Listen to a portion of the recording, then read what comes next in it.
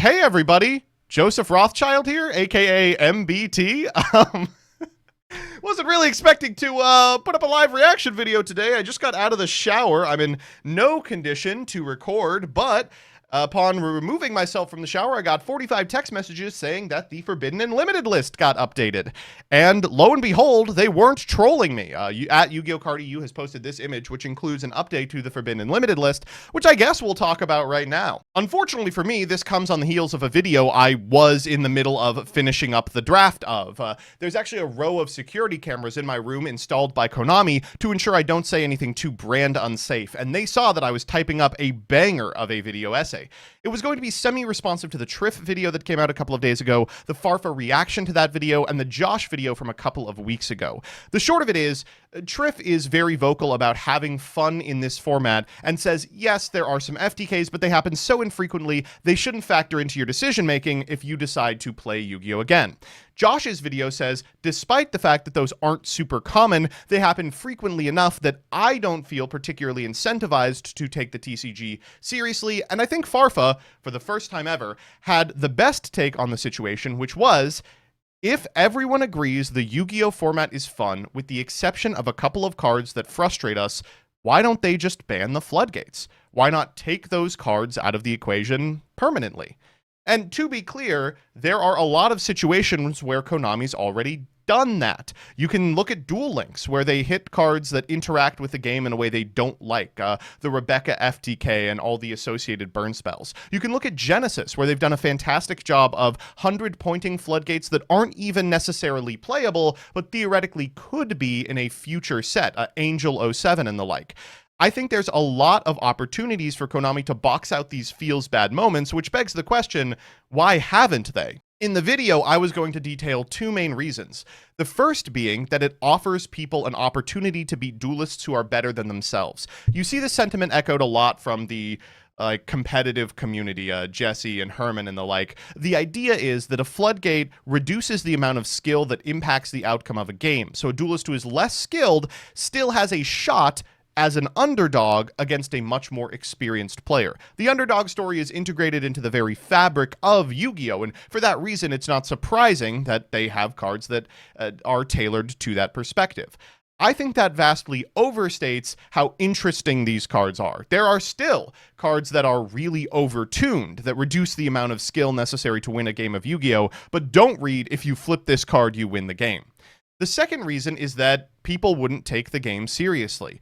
Trinity format has done a fantastic job philosophically of just categorically banning every single card that could be construed as a floodgate.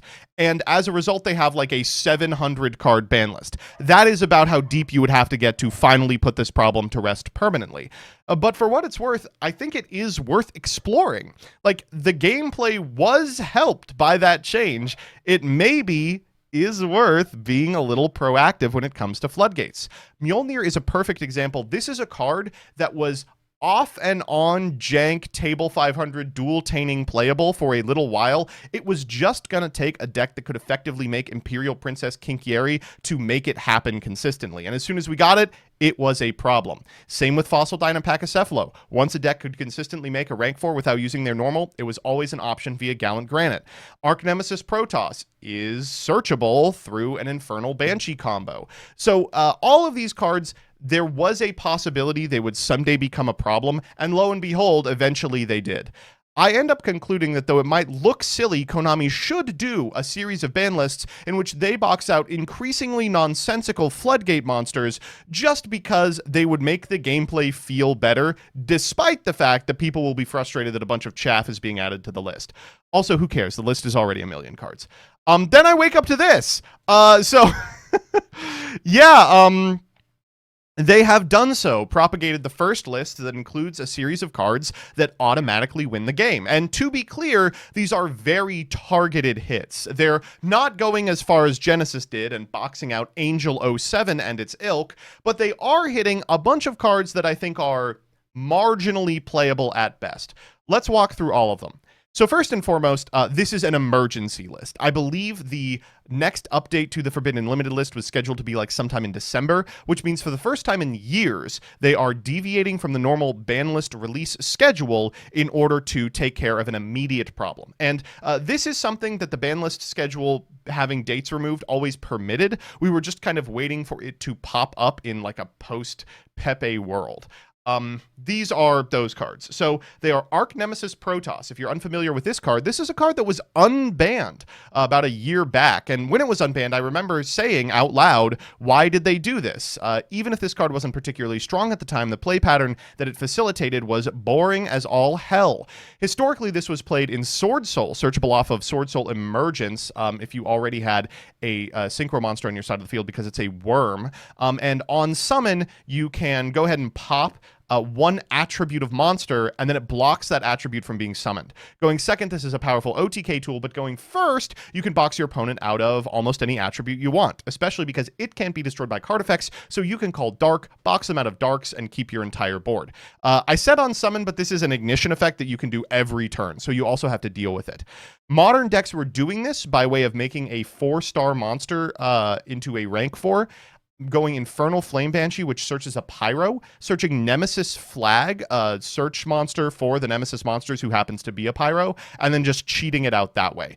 This was not super popular, but was popular in 4 strategies, including that Ryziel deck that so frustratingly got, I think, knocked Triff out of the back-to-back-to-back. Next up is Artifact Mjolnir. This is a really frustrating card. One more in the suite of cards that you can donate to your opponent. It's a 5-star monster, which means that it can be summoned to your opponent's side of the field via Imperial Princess Kinkyeri. That card's very available in decks like K9 that just fart out 5-star monsters. By going into Dagda, you can get this card set up, then popped off of like the effect of your ranked up Masquerade, then summoned from your graveyard to your opponent's side of the field. But there's a million ways you can get this into rotation. Once it's on your opponent's side of the field, the person whose field it was special summoned to can't special summon monsters except artifacts until the end of their next turn. So it floodgates them, and then you can remove it afterwards to leave them on nothing. This card is totally broken. I'm glad it was sent out to pasture and featured in some silly setups even prior to this. This is what I'm talking about when I'm saying taking the philosophical approach that Trinity did is pretty important, because there are other cards that do this. The donate effect is really strong. I mean, how many times have we seen give your opponent a dog shit monster as the mainline combo a deck aims to do? I think a better move would be to box out the cards that do that, but at minimum, we should start hitting the cards that are most frustrating to get donated. Barrier Statue of the Drought performs the same function as Fossil Dynapachycephalo. A deck that can make a rank 4 can search it off of Gallant Granite, and if they haven't used their normal summon, they can just normal summon it. Barrier Statue of the Inferno is the same as Arch Nemesis Protoss, a Pyro that is searchable off of Infernal Flame Banshee, and if they haven't used their normal summon, they can just normal summon it. All of these cards can be dealt with by using the battle phase, but any deck worth its salt is going to be able to put up a Ryziel nonsense in order to prevent your opponent from mounting a considerable offense. Evil Swarm Ouroboros is a part of the Ryziel deck that permits a deck that can make a 3-mat rank 4 to basically, by way of Eclipse Twins, rip 2 cards out of their opponent's hand before they really even start playing. That can make your outs to cards like Protoss fewer and farther between, because your opponent doesn't get to select the cards that they're getting rid of. And Dimensional Barrier probably needs no introduction. If I had to identify one single trap card that applies a lingering effect that frustrates me, this would be it. Searchable off of course, Triple Tactics Thrust, usually the target for it in decks that are playing that card. This card, when going first, functionally just reads win the game against a significant amount of the field. Not all of the field. A bunch of players have done their best to play around it by diversifying the types of extra deck summons that they do, but much better for the format that it no longer exists. So, unfortunately, there's nothing I can say about this list in terms of the power level of the top decks. This is really good to see. I think all of these were frustrating pretty much every player who sat down against anyone sleeving up any of these cards. And it's going into effect Monday, the same day as the Genesis point increase, so they are moving very quickly with respect to what they are doing. There are a couple of decks that it totally invalidates. There's a lot of like Sulfur K9 plays that almost entirely rely on doing this Mjolnir setup, but sorry, not sorry. Your deck was doing something frustrating. You shouldn't be shocked that it was taken behind the shed. You should maybe be shocked that it happened so early. Ultimately, I'd hope that this is the first of a long series of lists in this vein, that the next ban list, having adopted this philosophical perspective that these floodgates are bad for the game, will include a lot of corner case playable floodgates, or floodgates they expect to be playable given new releases that they are privy to we aren't. I think it's a great direction for the game. I think that it definitely is going to make a lot of players happy. And importantly, I think it signals to the player base that Konami has at least decided they are willing to include a significant amount of extra cards on the ban list, not necessarily even because of power level, but because they create feels bad situations. And that's good. I think that's so necessary for the health of the game. If the banned cards list was just cards that were powerful, you all would hate what people were doing. This is proof positive. You know, none of these cards were fun to play with or against, and I'm happy they have gone out to pasture.